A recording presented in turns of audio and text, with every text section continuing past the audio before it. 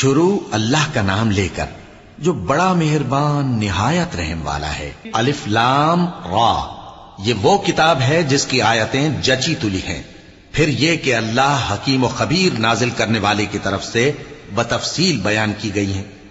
اس کا پیغام یہ ہے کہ اللہ کے سوا کسی کی عبادت نہ کرو، اور میں اس کی طرف سے تم کو ڈر سنانے والا اور خوشخبری دینے والا ہوں، اور یہ کہ اپنے پروردگار سے بخشش مانگو اور اس کے آگے توبہ کرو، وہ تم کو ایک وقت مقرر تک متاع نیک سے بہرہ مند کرے گا اور ہر لائق فضیلت کو اس کی فضیلت دے گا، اور اگر روگردانی کرو گے تو مجھے تمہارے بارے میں قیامت کے بڑے دن کے عذاب کا ڈر ہے۔